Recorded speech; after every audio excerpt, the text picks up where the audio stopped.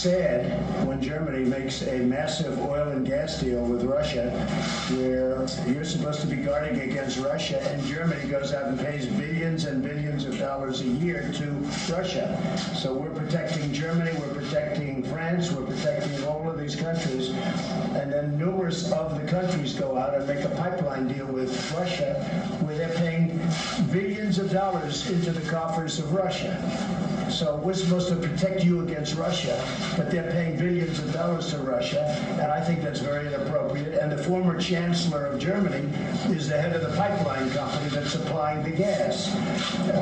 Ultimately, Germany will have almost 70% of their country controlled by Russia with natural gas. So you tell me, is that appropriate? I mean, I've been complaining about this from the time I got in. It should have never been allowed to have happened.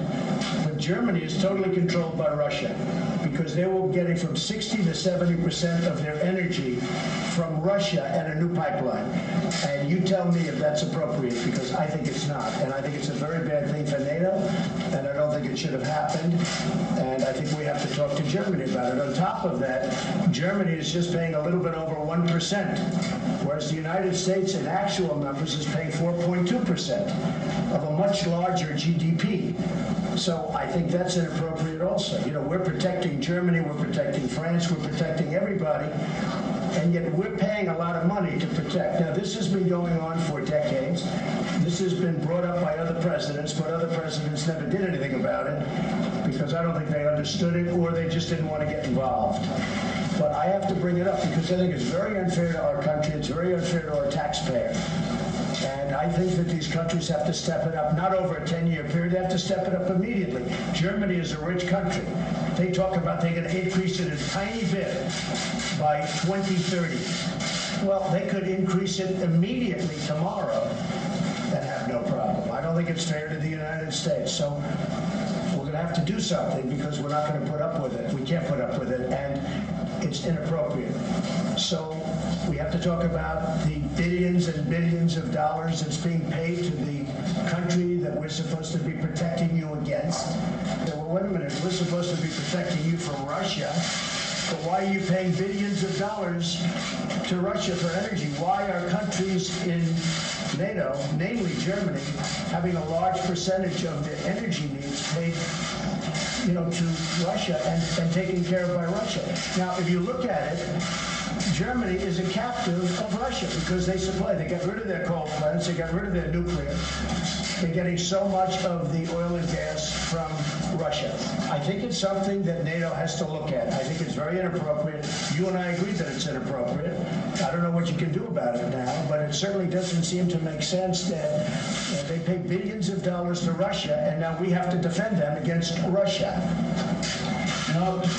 NATO is an alliance of 29 nations, and there are sometimes differences and different views and also some disagreements. And gas pipeline from Russia to Germany is one issue where allies disagree. But the strength of NATO is that despite these differences, we have always been able to unite around our core task to protect and defend each other because we understand that we are stronger together than apart.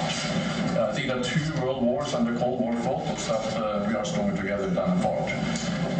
But how can you be together when a country is getting its energy from the person you want protection against or from the group that you want protection? Because we understand that when we stand together also when dealing with Russia, we are stronger. I think what we have seen is that... No, you're just making Russia richer.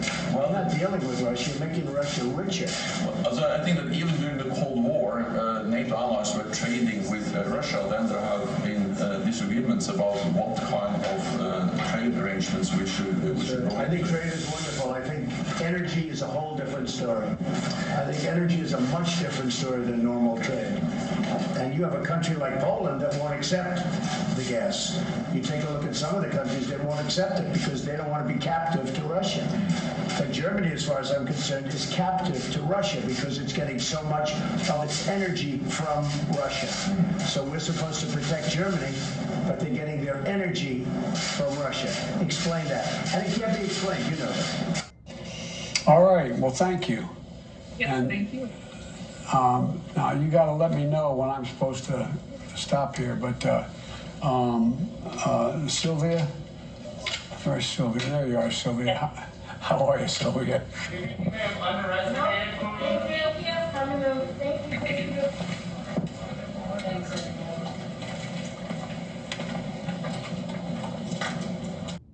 I mean, listen, guys, we're talking about the potential for war in Europe.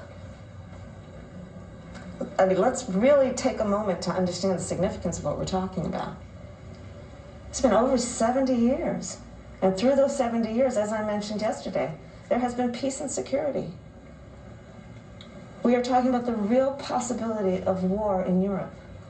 And the allied relationship is such that we have agreed that the deterrence effect of these sanctions is still a meaningful one, especially because, remember also, we still sincerely hope that there is a diplomatic path out of this moment.